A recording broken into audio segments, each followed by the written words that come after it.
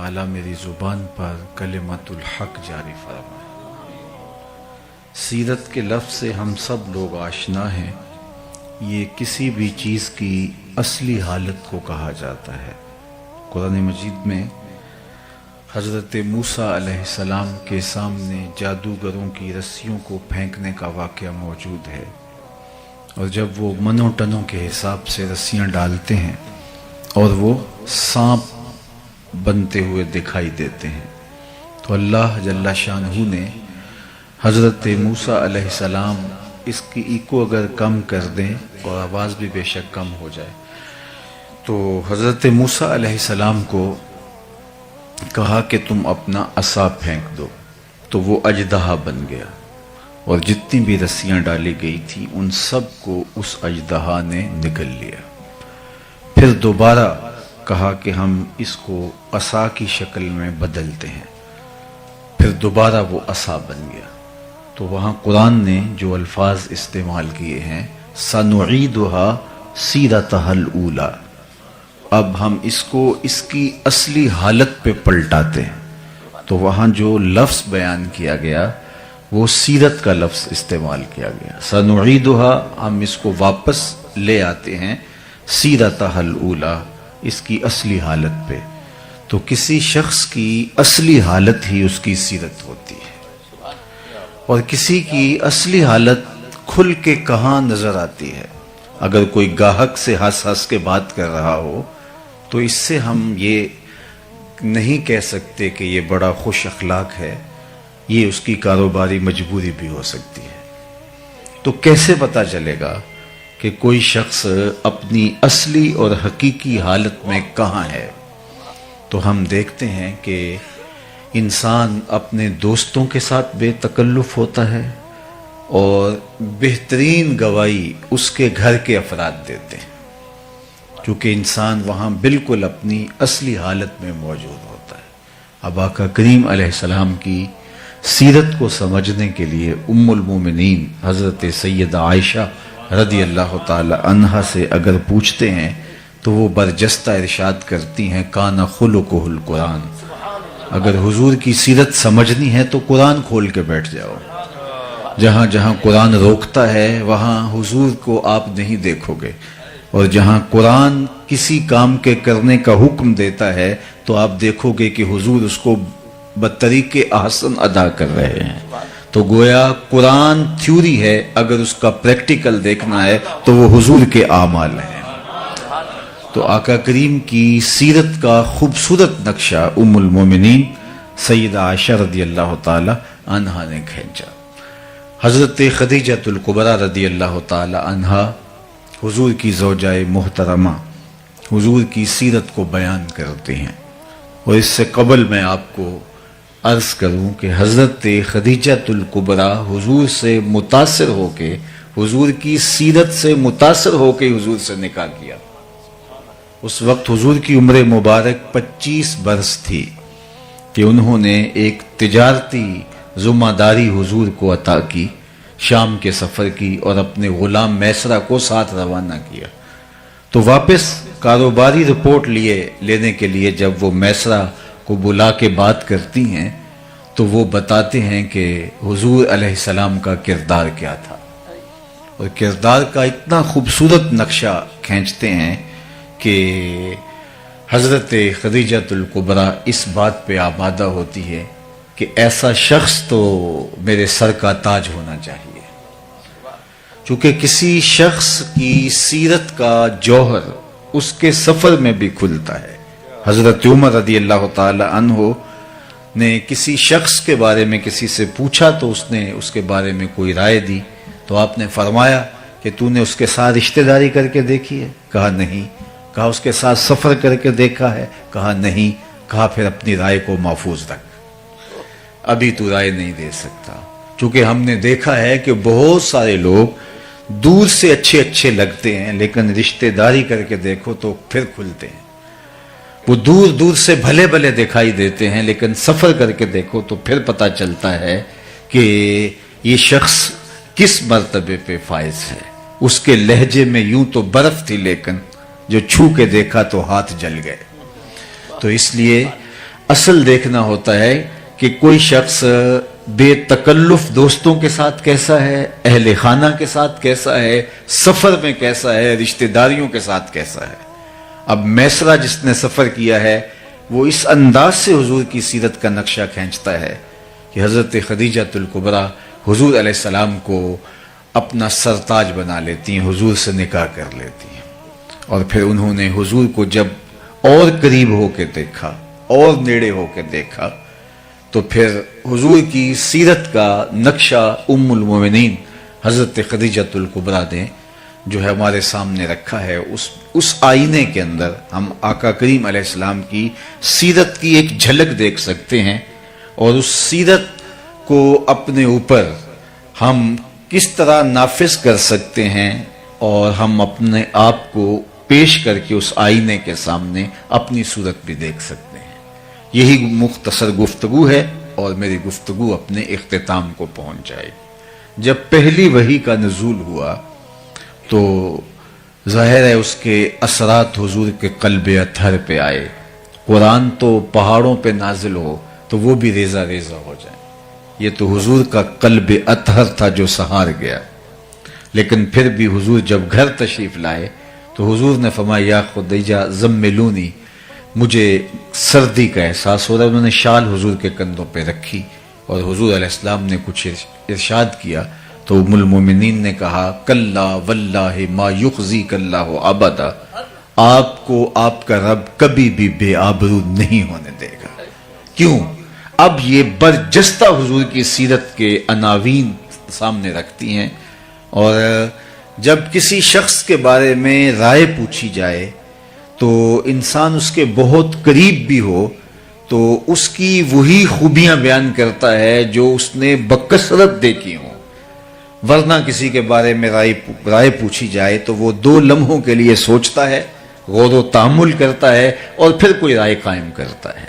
لیکن جو خوبیاں تسلسل کے ساتھ نظر سے گزرتی رہیں تو وہ انسان بلا تأمل بغیر کسی تردد کے بیان کر دیتا ہے۔ جب آقا کریم نے کہا کہ مجھے اپنی جان کا اندیشہ ہے تو ام المومنین نے کہا آپ پریشان نہ ہوں، کلا واللہ ما یخزیک اللہ ابدا انک لتصل الرحم وتحمل الکلا وتکسب المعدوم وتقری الضیف وتعین علی نوائب الحق، اور ایک روایت میں وتصدق الحدیث۔ تو حضور کے یہ نمایاں 5 یا 6 وصف انہوں نے بیان کیے، کہا کہ آپ پریشان نہیں ہوں، آپ کا رب آپ کو کبھی بھی جو ہے وہ آپ کی شان میں فرق نہیں آنے دے گا، اس لیے کہ آپ کا وصف نمایاں یہ ہے کہ آپ رشتہ داروں کے ساتھ سلوک اچھا کرتے ہیں۔ چونکہ سب سے پہلا دائرہ جو ہمارے ارد گرد کھینچا ہوا ہے وہ ہمارے رشتہ داروں کا ہے، اس کے بعد پھر آگے چلتے ہیں۔ تو یہیں سے دیکھ لیں کہ کوئی کیسا ہے۔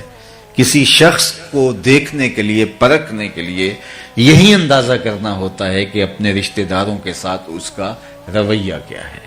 اور میرے اور آپ کے آقا و مولا حضور ختمی المرتبت صلی اللہ علیہ وآلہ وسلم نے نہ صرف رشتہ داروں کے ساتھ حسن سلوک کرنے کی لوگوں کو تلقین کی، آقا کریم کا اپنا عمل دیکھیے، رشتہ داروں نے جو کچھ کیا اور پھر میرے حضور نے اس کا جو جواب دیا اور حکم دیا سل من قطعک وات من حرمک، جو تم سے تعلق توڑے تم اس سے تعلق جوڑو، جو تمہیں محروم رکھے تم اس کی جھولیاں بھر دو۔ عمومی طور پہ بندہ کہتا ہے اگر کوئی 10 قدم پیچھے اٹھے گا تو میں 50 قدم پیچھے ہٹ جاؤں گا، تو یہ کیا کمال ہوا؟ تو پھر اس سے بھی آگے گزر گیا۔ بات تو یہ ہے کہ تو کوئی 10 قدم پیچھے ہٹے گا تو میں اسے ہٹنے نہیں دوں گا، تجھے بھی جیت لوں گا ایک دن محبت کے زور پہ۔ تو یہ صلہ رحمی ہے، جو شخص یہ چاہے، فرمایا میرے اور آپ کے آقا و مولا حضور ختمی المرتبت صلی اللہ علیہ وآلہ وسلم نے ہمارے ماں باپ ان پہ قربان ہوں، زندگی گزارنے کا ڈھب سکھایا، اسلوب دیا، جو کوئی چاہے کہ اس کی عمر میں برکت ہو اور رزق میں اضافہ ہو، وہ رشتہ داروں کے ساتھ سلوک اچھا کرے۔ بعض اوقات رشتہ داروں کا سلوک بہت برا ہوتا ہے اور بندہ اس وقت سوچتا ہے کہ جناب میرا تو کوئی قصور نہیں ہے، ان کا رویہ ہی تلخ ہو گیا، تو میں اگر کروں گا تو مجھے اس کا جواز حاصل ہونا چاہیے۔ اچھوں کے ساتھ تو اچھائی کرنا کمال نہیں ہے، بروں کے ساتھ اچھائی کرنا کمال ہے۔ اور صوفیاء نے تو زندگی بھر درس ہی یہی دیا۔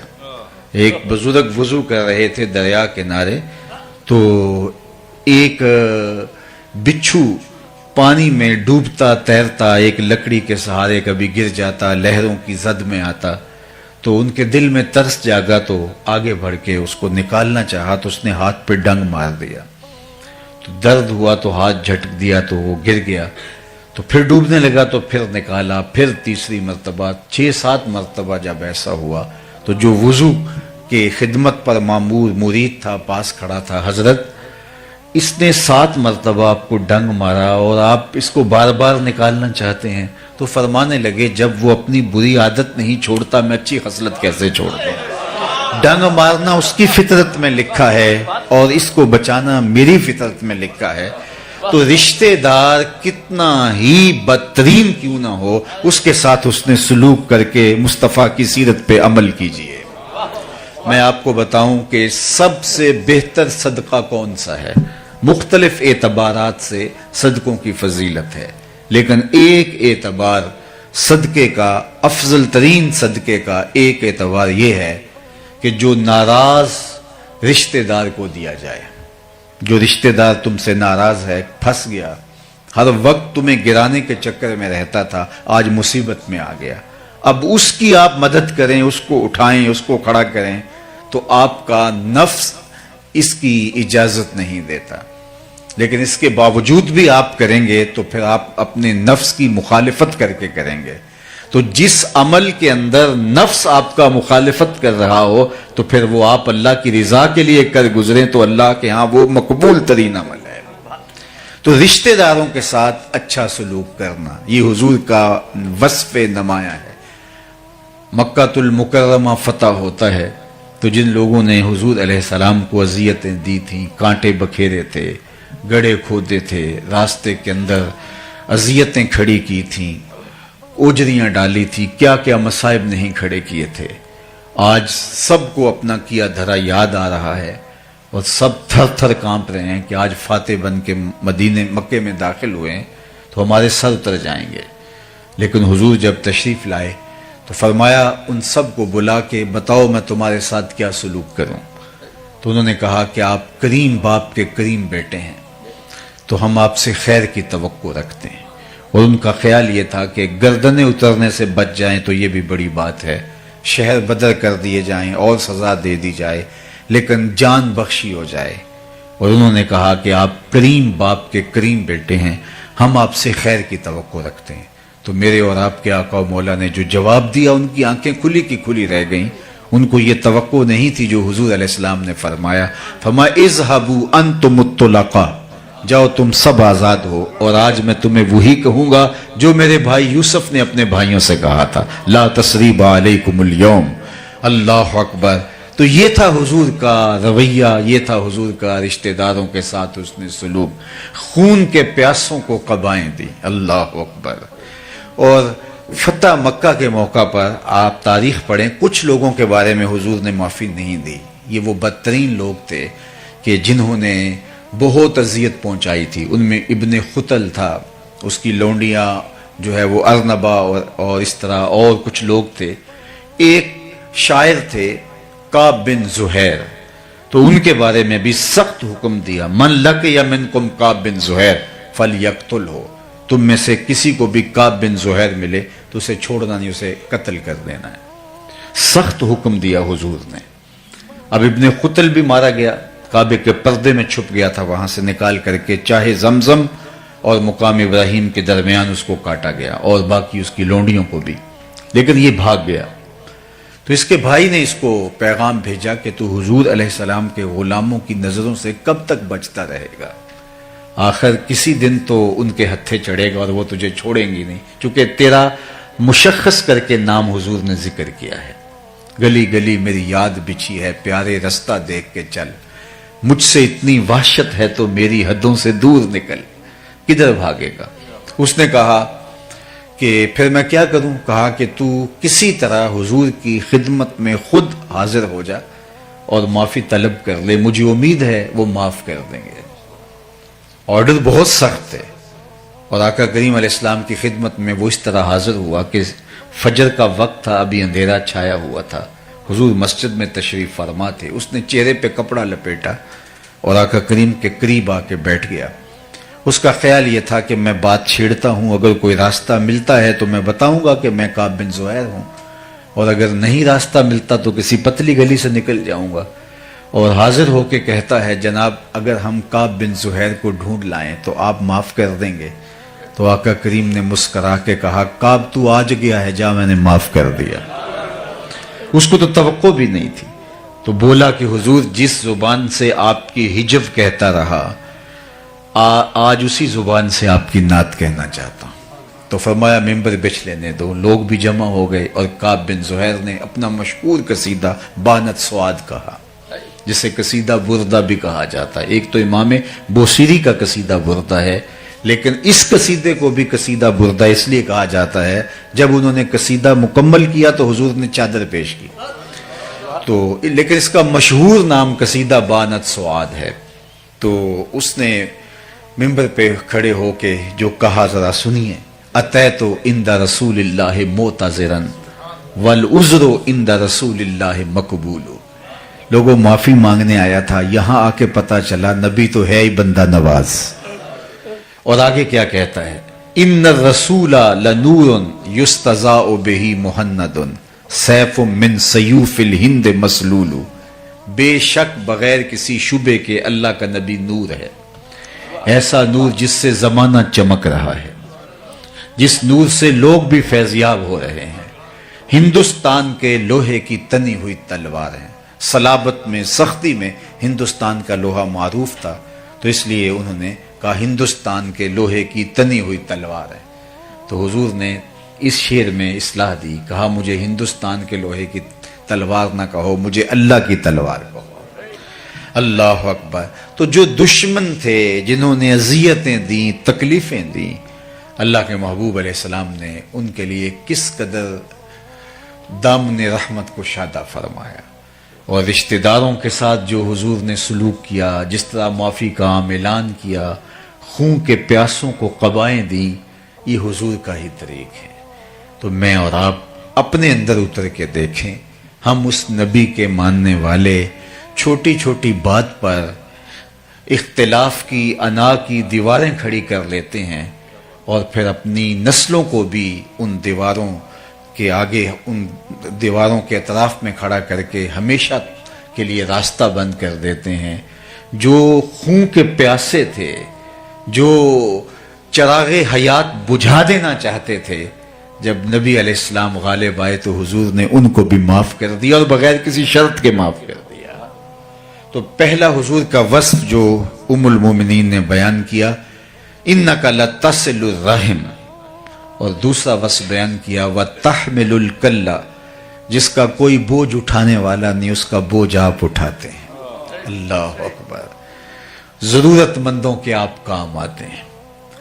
حضور اس وقت بھی لوگوں کے کام آتے تھے جب حضور کی عمر بچپنے کی تھی۔ اللہ اکبر۔ حضور غریب ہو کے بھی غریب پرور تھے، ظاہری غربت، ورنہ تو حضور جیسا امیر کون ہو سکتا ہے۔ یہ وہ اس کہانی کی بات کر رہا ہوں کہ مال کے کونین ہیں، گو پاس کچھ رکھتے نہیں، دو جہاں کی نعمتیں ہیں ان کے خالی ہاتھ میں، یتیم ہو کے یتیم پرور ہیں۔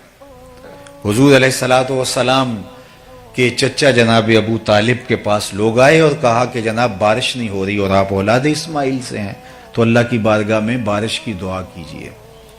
تو انہوں نے کہا آپ صحن حرم میں پہنچو، میں بھی آتا ہوں، اور اللہ کی بارگاہ میں ہم سب مل کے عرض کرتے ہیں۔ تو لوگ صحن حرم میں جمع ہوئے۔ حضور علیہ السلام کی عمر پاک اس وقت تھی 8 سال یا 9 سال، تو آقا کریم کو ساتھ لیا اور کعبۃ اللہ کی دیوار کے ساتھ آقا کریم کو یوں کھڑا کیا کہ حضور کی پشت کعبے کی دیوار سے مس ہو رہی تھی، کعبے کی دیوار سے چھو رہی تھی، اور رخ لوگوں کی طرف تھا۔ تو حضور کے چچا نے ہاتھ پھیلا کے کہا مالک اس گوری رنگت والے کے صدقے بارش ڈال دے۔ تو کہتے ہیں لوگ گھروں میں بھیگ کے گئے۔ پھر وقت گزرتا گیا، اعلان نبوت جب ہوا تو کفار نے حضور کے خاندان کو شعب ابی طالب میں محصور کر دیا. 3 سال تک محصوری کا زمانہ کاٹا. کھانا نہیں جانے دیتے تھے، پانی نہیں پینے کی ضروریات باہم نہیں پہنچنے دیتے تھے. معاہدہ لٹکایا تھا چمڑے کے اوپر لکھ کر کعبۃ اللہ کی دیوار کے ساتھ. تو کوئی غلہ بھی بیچنے آتا باہر سے، راستے میں خرید لیتے، ان تک غلہ بھی نہ پہنچنے دیتے. اہل حق کے لیے یہ مشکلیں شروع سے ہیں. اللہ اکبر. اسلام کی تاریخ یہاں سے شروع ہوتی ہے. تو اس وقت حضور کے چچا نے حضور کی شان میں ایک قصیدہ لکھا جس میں قریش کو خاص طور پہ مخاطب ہو کر کے ماضی کی اس کہانی کو یاد دلایا. جب بارش نہیں ہو رہی تھی اور لوگ حضور کے چچا کے پاس آئے تھے تو کہا کہ وہ وقت بھول گئے ہو جب اس پیارے کے چہرے کو دیکھ کے بادل امٹ کے آئے تھے. وَعَبْيَدْ يُسْتَسْقَى الْغَمَامُ بِوَجْهِهِ سِمَالُ الْيَتَامَى عِصْمَةٌ لِلْأَرَامِلِ. کہا یہ میرا وہی گوری رنگت والا بھتیجا ہے جس کو دیکھ کے بادل امٹ کے آتے ہیں، اور یہ یتیموں کا سہارا ہے اور بیواؤں کا آسرا ہے. تو یہ حضور کا وصف ہے کہ جس کا کوئی بوجھ اٹھانے والا نہیں، حضور اس کا بوجھ اٹھایا کرتے تھے. وَتَقْسِبُ الْمَعْدُومِ. حضور کا وصف بیان کیا گیا جس کا کوئی کمائی کرنے والا نہیں ہے، حضور اس کے لیے کمائی کرتے ہیں. اپنے لیے جینا یہ کون سا کمال ہے؟ یہ بات ذہن میں رکھیے کہ رزق کمانا 3 نیات کے استحضار کے ساتھ عین دین ہے. اگر وہ رزق حلال ہو، اور اگر وہ رزق حلال نہیں ہے تو نیات جتنی بھی اچھی ہوں پھر بھی بربادی ہے. یا جو ہے وہ رزق حلال ہے لیکن نیات اور ہیں جن کو شریعت نے پسند نہیں کیا تو پھر بھی سراسر بربادی ہے. ہم اس دنیا کے اوپر اللہ کی معرفت حاصل کرنے کے لیے آئے. ہمارا مقصد تخلیق اللہ کو پہچاننا ہے، اور اگر ہم یہ نہیں کر پاتے، من کانا فی ہذہ اعمی فہو فی الآخرۃ اعمی واضل سبیلا. جو اس دنیا میں اندھا رہا کل قیامت کے دن بھی نابینا اٹھایا جائے گا. اس سے ان آنکھوں کی بے نوری مراد نہیں ہے، دل کی بے نوری مراد ہے. اسی لیے اقبال نے کہا تھا دل بینا بکر طلب خدا سے، کہ آنکھ کا نور دل کا نور نہیں. آنکھ کا نور اور ہے، دل کا نور اور ہے. ہم تو ایک مشق کر رہے ہیں کولو کے بیل کی طرح. صبح اٹھے کام پہ چلے گئے، شام آئے، سویر سے شام وظیفہ حیات یہی ہے. اکبر الہ آبادی نے اپنے زمانے میں کیا خوب کہا تھا، کیا بتائیں احباب کیا کار نمایاں کر گئے، بی اے کیا، نوکر ہوئے، پینشن ملی اور مر گئے. زندگی یہ نہیں ہے. زندگی ایک مقصد کے ساتھ جڑی ہوئی ہے. ہم یوں ہی آئے نہیں ہیں. اگر رزق کمانا ہی مقصد حیات ہے تو یہ تو چیونٹی بھی کماتی ہے.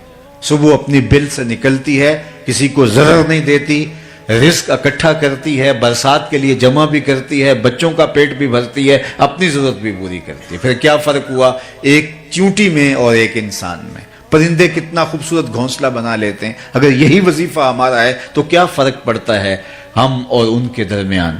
ہم اشرف کاہے کو ہیں، ہم افضل کاہے کو ہیں. ہمارے سر پہ کرامت کا تاج کیوں رکھا گیا ہے؟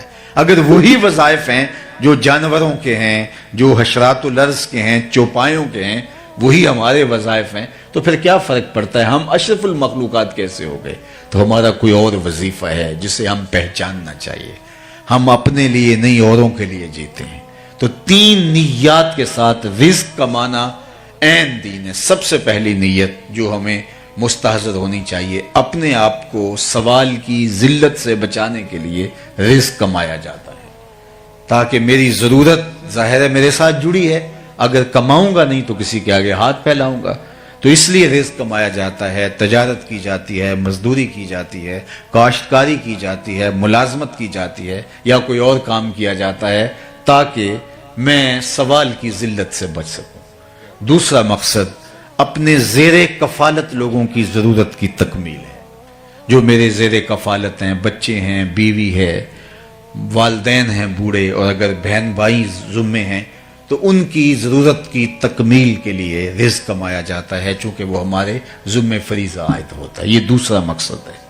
تیسرا مقصد رزق کمانے کا یہ ہے اللہ مجھے اور میرے زیر کفالت لوگوں کی ضرورت سے زیادہ دے دے تو میں معاشرے کے ان لوگوں کی ضرورت پوری کروں گا جو کسی وجہ سے اپنی ضروریات کی تکمیل نہیں کر پاتے.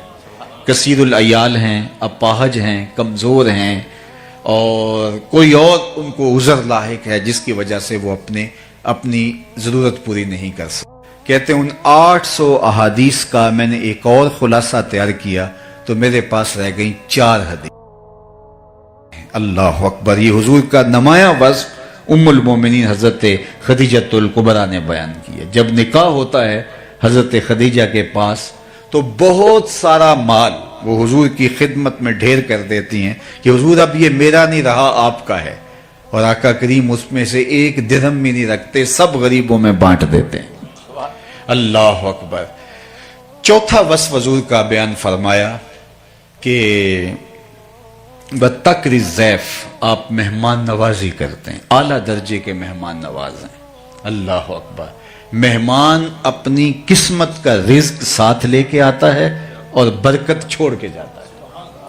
اور اسی لیے جو ہے وہ یہ اچھا لگتا ہے کہ لوگوں کو کھلایا جائے. حضرت شاہ شاہاں میر میراں پیر پیراں حضرت سیدنا شیخ عبد القادر الجیلانی علیہ رحمہ و رضوان فرماتے ہیں آدھا فقر بھوکوں کو کھانا کھلانا اور برہنہ بدن لوگوں کو لباس پہنانا ہے. باقی جتنے بھی ریاستیں عبادتیں دیگر اعمال وہ آدھے میں آتے ہیں. تو اسی لیے وہ یہ پنجابی کا کلام پڑھ رہے تھے تو مجھے حوصلہ ہو گیا میں بھی کوئی پنجابی کا شعر پڑھ لوں. تو اس پر ہمارے پنجابی شاعر بابا بلے شاہ نے کہا تھا اٹ کھڑک کے دکڑ وجے تتا ہوئے چلہ. وہ کھانے پہ لوگوں کو بانٹنے میں مہمان نوازی کے حوالے سے انہوں نے قلم توڑ دیا.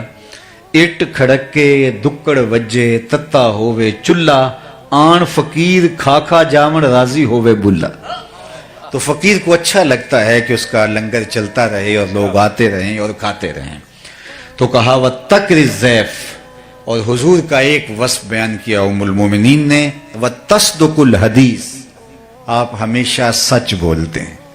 اور آپ کو عرض کروں یہ آپ سب جانتے ہیں کہ ابھی حضور نے نبوت کا اعلان بھی نہیں کیا, صادق اور امین پہلے کہلائے. یہ کردار ہے. میں یہاں آپ سے عالی مرتبت سادات کرام کی موجودگی میں عرض کرنا چاہوں گا, آپ میں سے کچھ لوگ بلڈر بھی ہیں, اگر کسی کو ٹھیکہ دیا جائے کہ یہ اتنا بڑا گھر بنانا ہے اور اس کی مدت دی جائے 1 سال تو آپ کہیں گے یہ بہت مشکل ٹارگٹ ہے. اتنا بڑا گھر بنانا ہے, 6 کنال کا, 10 کنال کا, 1 ایکڑ کا, 2 ایکڑ کا گھر بنانا ہے اور 1 سال میں مکمل کرنا ہے. تو ہاں جی 1 سال میں کرنا. آپ کہتے ہیں ٹھیک ہے ہم کر لوں گا, اپنا حساب لا کے بتا دیتے ہیں. لیکن وہ آپ کو شروع ہی نہیں کرنے دیتا. 1 سال میں پہلے 8 مہینے وہ شروع ہی نہیں کرنے دیتا. تو آپ کہیں گے میرا وقت بیتتا چلا جا رہا ہے, آپ تو روز لڑیں گے. اب حضور کی ذمہ داری کیا ہے؟ هو الذی ارسل رسولہ بالہدی ودین الحق لیظہرہ علی الدین کلہ. پوری دنیا پر اسلام کو غالب کرنا یہ حضور کا کام تھا. حضور کی ذمہ داری لگائی رب نے, اور اس کے لیے ٹائم پیریڈ کیا ہے؟ 63 برس کل زندگی ظاہری حیات. لیکن 40 سال تک کام ہی نہیں شروع کرنے دیا گیا. 40 سال تک کام ہی نہیں شروع کرنے دیا گیا. اب ذرا دیکھیے, اور 13 سال مکے کے یہ بنیادوں کی کھدائی میں لگ گئے. صرف 10 سال حضور کو ملے, اور 10 سال میں بھی 27 جنگیں لڑی ہیں. آپ کے پتہ نہیں کیا دفعہ ہے, جو اقدام قتل کی دفعہ ہے ہمارے ہاں وہ ہے 302. تو ہمارے لوگ کہتے ہیں وہاں کہ اگر 302 کا ایک کیس لگ جائے کسی کے ساتھ, جھوٹا الزام بھی, تو آدھی زندگی کھا جاتا ہے. اگر کسی پر قتل کا الزام ہی لگ جائے تو آدھی زندگی وہ کھا جاتا ہے. اور یہاں میرے حضور علیہ السلام نے 27 جنگیں لڑی ہیں ان 10 سالوں میں. 63 برس کل زندگی. کام کیا ہے؟ اتمام دین, اسلام کا غلبہ. اللہ اکبر. اور اس کے میں 40 سال تک اعلان نبوت بھی نہیں حضور نے کیا, اور 13 سال کھدائی میں گزار دیے. اب 10 سال کے اندر حضور علیہ السلام نے وہ کام کر دکھایا. لیکن آپ کہیں گے کہ 40 سال کام کیوں نہیں کرنے دیا, 40 سال کیوں نہیں آغاز کرنے دیا؟ تو آئیے وہ 40 سال کتنے اہم ہے. جب حضور اعلان نبوت کیا تو سب لوگوں کو جبل صفا پہ بلایا, اور بلا کے جب حکم ہوا وَأَنذِرْ عَشِيرَتَكَ الْأَقْرَبِينَ, کہ قریبیوں کو پہلے آپ سمجھاؤ اور ان کو بلاؤ، تو ان کو تنذیر کرو۔ تو حضور نے ان کو بلایا اور کہا لوگوں اگر میں کہوں پہاڑ کی اس جانب سے ایک لشکر آ رہا ہے جو تمہیں تاخت و تاراج کر کے رکھ دے گا تو میری بات مان لو گے؟ تو انہوں نے کہا دیکھیں گے، نظر آیا فبہا، نہ نظر آیا تو پھر بھی کہیں گے ہم اندھے ہیں، آپ سچے ہو، آپ کی صداقت پہ اتنا یقین ہے۔ تو فرمایا کہ اگر تم مجھے اتنا سچا مانتے ہو تو پھر مان لو اللہ ایک ہے۔ تو وقتی طور پہ انہوں نے گو انکار کیا۔ ابو لہب نے کہا تبا لک ہنالک سائر الیوم لہذا جمعتنا، لیکن یہ وقتی طور پہ تھا، لیکن سوچنے پہ مجبور ہو گئے جو کل جھوٹ نہیں بولتا تھا آج جھوٹ کیوں بولے گا۔ تو حضور علیہ الصلوۃ والسلام کی دعوت کو مضبوط ان 40 سالوں نے کیا ہے۔ تو اس لیے میں اور آپ دیکھیں کہ ہمارا کردار کیسا ہے۔ اس لیے میں کتنی بھی اچھی تقریر کر لوں، لیکن اگر میرا کریکٹر اچھا نہیں ہوگا، میرا کردار اچھا نہیں ہوگا، تو آپ کو وہ معلوم ہوگا، تو میرے لفظ آپ سنیں گے، اس کی شاید لذت بھی لے لیں، لیکن وہ آپ کے دل میں نہیں اتریں گے۔ لیکن میرا اگر کردار مضبوط ہے تو میرے لفظ اتنے مضبوط نہ بھی ہوں۔ اشہد بلال عند اللہ اشہد، بلال کا اشہد بھی اشہد مان لیا جاتا ہے۔ تو یہاں یہ نہیں دیکھا جاتا، کردار دیکھا جاتا ہے۔ اس لیے میرے حضور علیہ السلام ابھی اعلان نبوت نہیں کیا، ابھی پہلی وحی نازل ہوتی ہے۔ یہ حضور کی سیرت کی گواہی حضور کی زوجہ دے رہی ہیں، کہتے ہیں سارا زمانہ مان جائے، بیوی نہیں مانتی، گھر والی نہیں مانتی۔ لیکن یہاں کہانی دیکھیے کہ حضور نے جب کچھ خدشے کا اظہار کیا تو یہ زوجہ محترم بول رہی ہے انک لتصل الرحم وتحمل الکلہ وتکسب المعدوم وتقری الضیف وتصدق الحدیث۔ حضور آپ کی زبان سے کبھی ہم نے جھوٹ سنا ہی نہیں ہے، صادق بھی آپ ہیں، امین بھی آپ ہیں۔ قریش مکہ نے حضور کو صادق اور امین کہا۔ اور یہاں لطف کی بات آپ کو بتاؤں کہ جب حضور کے گھر کا انہوں نے گھیراؤ کر لیا اور آقا کریم علیہ السلام کو شہید کرنے کے درپے ہوئے، اور آقا کریم پھر ہجرت فرما گئے اور حضرت علی المرتضی رضی اللہ تعالیٰ عنہ کو اپنے بستر پہ لٹا دیا، تو انہوں نے حضور کو شہید کرنے کا عزم مصمم کیا تھا اور کہا کہ اگر بنو ہاشم اٹھے تو مل کے لڑیں گے، اگر خون بہا کی ضرورت پڑی تو مل کے دے دیں گے۔ اور سب حضور کے گھر کا محاصرہ کرنے آ گئے۔ اور حضور علیہ السلام نے کیا کہا، علی صبح اٹھنا، میرے بستر پہ لیٹ جاؤ، صبح اٹھنا اور امانتیں دے کے مدینے چلے آنا۔ تو معلوم ہوا کہ جب وہ حضور کے گھر کا محاصرہ کیے ہوئے تھے، ان کی امانتیں حضور کے گھر میں پڑی ہوئی تھی۔ تو جو اس انتہائی حد تک پہنچ گئے تھے تو اولین فرصت کے اندر وہ اپنی امانتیں نکلواتے نا، پھر اس کے بعد اگلا قدم کرتے۔ آپ کسی پر دھاوا بولنے لگیں تو اس کے ہاں آپ کی امانتیں پڑی ہوں تو آپ کہتے ہیں کہ پہلے اپنی امانتیں تو طریقے سے نکلواؤں۔ لیکن قریش کو معلوم تھا جو بھی ہو جائے محمد عربی ہماری امانتیں ضائع نہیں ہونے دے گا۔ یہ ہے حضور کا امین ہونا، یہ ہے حضور کا کردار، یہ ہے حضور کی عظمت۔ اللہ اکبر۔ تو کہا وتصدق الحدیث، یہ ہمیشہ سچ بولتے ہیں۔ میں اور آپ دیکھیں، ایک تو ہمارا عشق رسول یہ ہے کہ ہم حضور کے نام کے نعرے لگائیں، میں اس کا انکار نہیں کرتا۔ ایک ہمارا عشق رسول یہ ہے کہ ہم آقا کریم علیہ الصلوۃ والسلام کے نام کے تذکرے کریں، یہ بھی محبت کا ایک پیرایا ہے، رنگ ہے۔ لیکن حضور کی محبت اور حضور کے پیار کا یہ رنگ کہ ہم آقا کریم کی سیرت کے سانچے کے اندر اپنے آپ کو ڈھال لیں۔ محمد دی زیارت محمد دے رنگ وچ، ٹھگ بازیاں جانے پیارا محمد صلی اللہ علیہ وسلم۔ تو میں اور آپ دیکھوں کہ میں اور آپ اگر حضور سے محبت کرتے ہیں تو کیا میری زبان جھوٹ تو نہیں بولتی؟ حضور سے پوچھا گیا علیہ السلام سے کہ مومن بزدل ہو سکتا ہے؟ فرمایا نہیں، مومن بہادر ہوتا ہے، لیکن ہو سکتا ہے کبھی بزدلی کر جائے، آخر بشر ہی تو ہے۔ پھر پوچھا گیا مومن بخیل ہو سکتا ہے؟ کہا نہیں، سخی ہوتا ہے، لیکن ہو سکتا ہے کبھی بخل بھی کر جائے، آخر بشر ہی تو ہے۔ بلکہ ایک روایت میں آتا ہے جو اولاد ہے مجبنہ بھی ہے مبخلہ بھی ہے، یعنی کوئی شخص جب صاحب اولاد نہیں ہوتا تو بڑا بہادر ہوتا ہے، مشکل میں چھلانگ لگا دیتا ہے اور شاہ خرچ بھی ہوتا ہے، لیکن اولاد کے بعد تھوڑا تھوڑا بخیل ہو جاتا ہے اور تھوڑا تھوڑا بزدل ہو جاتا ہے۔ تو کہا یہ مبخلہ بھی ہے مجبنہ بھی ہے، تھوڑی بخیل بھی بنا دیتی ہے، تھوڑا سا بزدل بھی بنا دیتی ہے۔ کہا مومن بخیل ہو سکتا ہے؟ کہا نہیں، مومن جو ہے وہ بہادر ہو سخی ہوتا ہے، لیکن ہو سکتا ہے کبھی بخل بھی کر جائے۔ مومن کیا بزدل ہو سکتا ہے؟ نہیں، بہادر ہوتا ہے، لیکن ہو سکتا ہے کبھی وہ بزدلی بھی کر جائے۔ تیسرا سوال حضور سے پوچھا گیا، مومن جھوٹا ہو سکتا ہے؟ حضور نے فرمایا جھوٹا نہیں ہو سکتا، یہ طے ہے مومن ہو اور جھوٹا ہو یہ نہیں ہو سکتا۔ اور میں اور آپ کہیں کہ اگر جھوٹ نہ بولے تو سودا ہی نہیں بکتا ہے، قدم قدم پہ جھوٹ بولیں، تو پھر کس طرح ہم حضور سے دعوی محبت کر سکتے ہیں؟ تو مومن کی یہ شان ہے کہ جھوٹا نہیں ہوتا۔ تو آئیے میں اور آپ اپنے آقا کے اس وصف کو اپنے اندر اتاریں۔ میرے استاد فرمایا کرتے تھے یہ نہ ہو کہ لوگ تمہیں پوچھیں تم کون ہوتے ہو اور تم بتاؤ جناب ہم مسلمان ہوتے ہیں، یہ دیکھو مذہب کے خانے میں اسلام لکھا ہے۔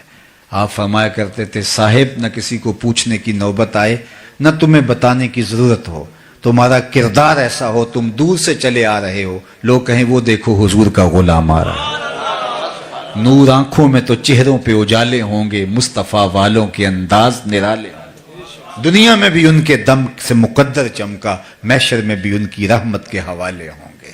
تو آئیے میں اور آپ ان کی محبت کا ادعا رکھتے ہیں، کمزوریاں ہیں ہمارے اندر، ان کمزوریوں کو دور کریں اور اپنے آقا کے اوصاف کا عکس اپنے سینے کے اندر اتار لیں تاکہ ہم آقا کے غلام نظر آئیں، آقا کے نوکر نظر آئیں، عکس نظر آئے حضور علیہ السلام کی سیرت کا ہماری زندگی پر، ہمارے شب و روز پر۔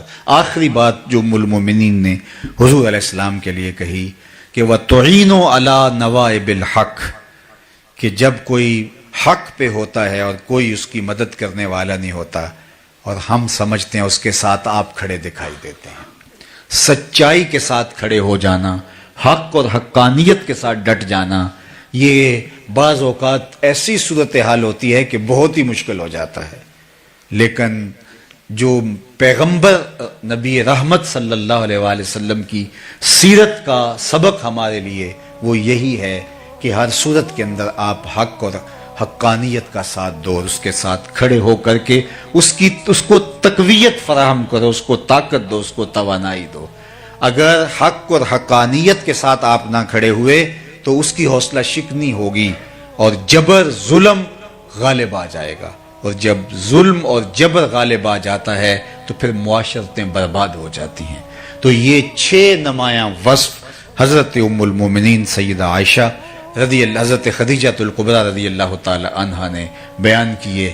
اس آئینے کے اندر ہم اپنے آپ کو دیکھنے کی کوشش کریں کہ اس آئینے میں ہمارا چہرہ کیسے دکھائی دے رہا ہے، واضح دکھائی دے رہا ہے، شفاف لگ رہا ہے، یا دھندلا دکھائی دے رہا ہے، یا ایسا ہے کہ ہمیں اس آئینے میں اپنا آپ دکھائی ہی نہیں دے رہا، ہم اور ہیں آئینے پیمبر اور ہے، جو اقبال نے کہا تھا دل مسلمان ہے تیرا نہ میرا، تو بھی نمازی میں بھی نمازی۔ اس آئینے میں ہمیں اپنا آپ نظر ہی نہیں آ رہا، عکس ہی نظر نہیں آ رہا، ہمارے طرز طور طریقے، انداز حیات اور زندگی کے تہور ہی کچھ اور ہیں اور ہمارے آقا کی سیرت کچھ اور ہے۔ اگر دھندلی تصویر اپنی نظر آتی ہے تو اس کو واضح کرنے کی کوشش کریں۔ قصور آئینے کا نہیں ہے، قصور جو ہے وہ ہمارا ہے، ہم نے اپنے چہرے کو صاف کرنا ہے۔ میاں صاحب پنجابی کا پھر مجھے حوصلہ ہو گیا، انہوں نے کہا تھا کہ شیشے اتے کٹا جمیا تے کنداں چاڑی جاندے۔ شیشے اتے کٹا جمیا یعنی جو آئینہ ہوتا ہے اس کے اوپر گرد کو ڈال دے تو پھر وہ دیواروں کو صاف کر رہا ہوتا ہے۔ شیشے اتے کٹا جمیا، یہ انسان کی اپنی کیفیت ہے۔ شیشے اتے کٹا جمیا کنداں چاڑی جاندے، جلداں نو اے سانپ کے رکھ دے ورکے پھاڑی جاندے۔ یعنی جلد کو بڑا سنوار کے رکھا ہے، پیکنگ پہ زور ہے لیکن جو اندر ہے اس پہ زور نہیں ہے۔ تو اس لیے میں اور آپ دیکھیں کہ ہمارا اندر آقا کریم کے بتائے ہوئے طریق کی مطابقت میں ہے تو مبارک، نہیں تو آپ کو مجھے مل بیٹھ کے سوچنا چاہیے، یہاں سے اٹھ کے جا کے سوچیں، کل سوچیں، سوچتے رہیں کہ ہمارے آقا کی سیرت کے یہ نمایاں خد و خال ہیں، اور اس آئینے میں ہم اپنے آپ کو دیکھتے ہیں تو کیا ہماری تصویر ابھر کے کوئی سامنے آتی ہے؟ ہمارا کوئی عکس بنتا ہے کہ جو ان اوصاف کے ساتھ مزین ہو؟ اگر بنتا ہے تو مجھے آپ کو مبارک ہو، اور اگر نہیں بنتا تو ان عالی مرتبت ہستیوں کی دعا سے ہم اللہ کی بارگاہ میں عرض کرتے ہیں کہ اللہ ہمیں اپنے آقا و مولا حضور ختم المرتبت کی سیرت کا عکس نصیب فرما دے، جو ہمیں دیکھے اسے مصطفیٰ جان رحمت یاد آئیں۔ اور ہمارے اسلاف ایسے ہی تھے۔ محمد بن حضرت امام محمد رضی اللہ تعالی عنہ، محمد بن حسن الشیبانی بہت خوبصورت تھے، بہت وجیح تھے۔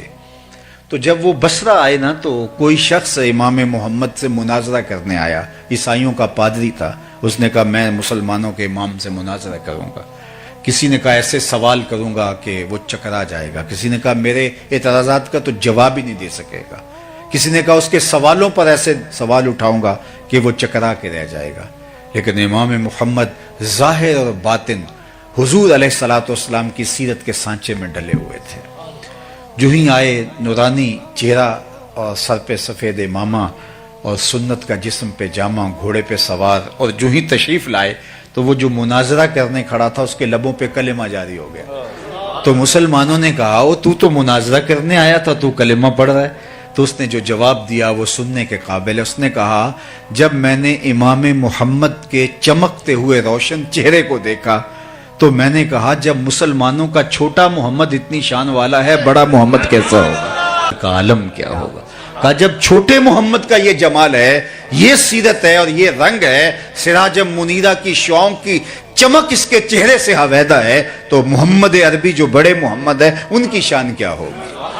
تو اس لیے امتی کو دیکھ کر لوگ مصطفیٰ پہ درود پڑھیں۔ جس نبی کا یہ امتی ہے وہ نبی کیا شان کا مالک ہوگا۔ لیکن جب ہم کسی سے دھوکہ کریں گے، جب کسی کو 2 نمبر مال دیں گے، کسی سے جھوٹ بولیں گے، کسی کو فراڈ کریں گے، تو پھر لوگ کہیں گے یہ مسلمان ہوتا ہے، تو بات کہاں تک جائے گی۔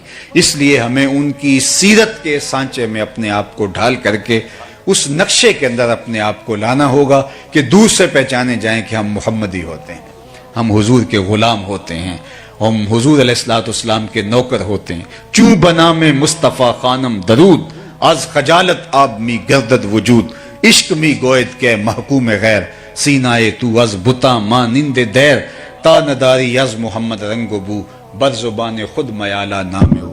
اقبال کہتے ہیں اگر تو وہ عادتیں اختیار نہیں کر سکتا تو اپنی زبان سے ان کے نام کو میلا نہ کرنا۔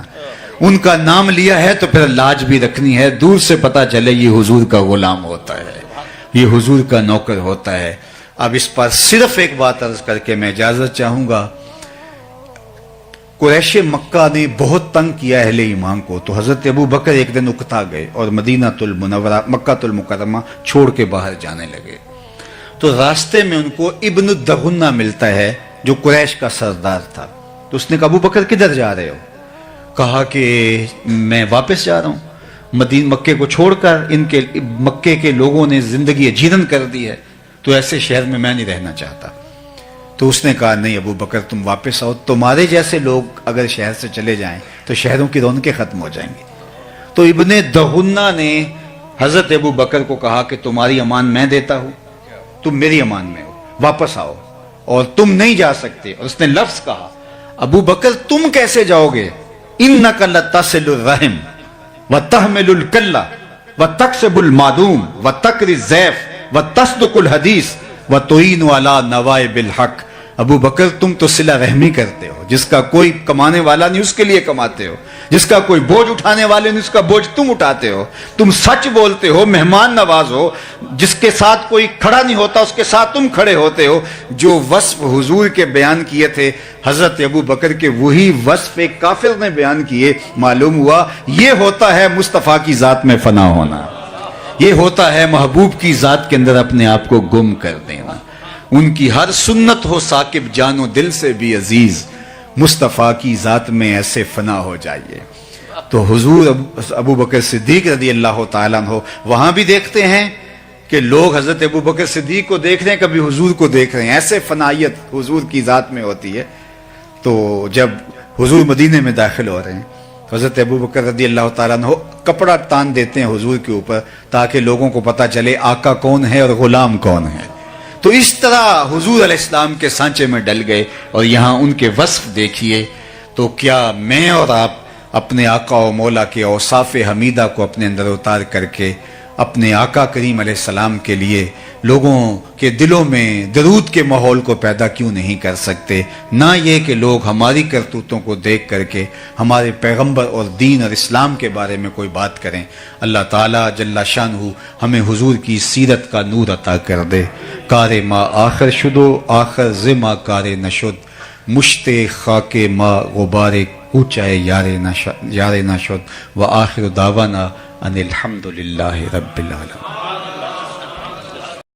تے نام ہے جوگی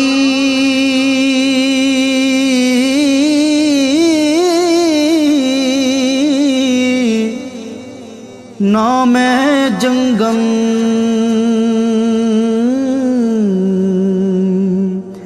تے نام ہے چلا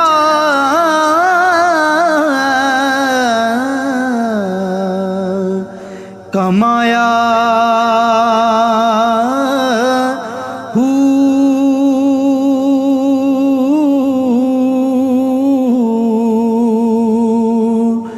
نام بھج مسیتی وڑیا،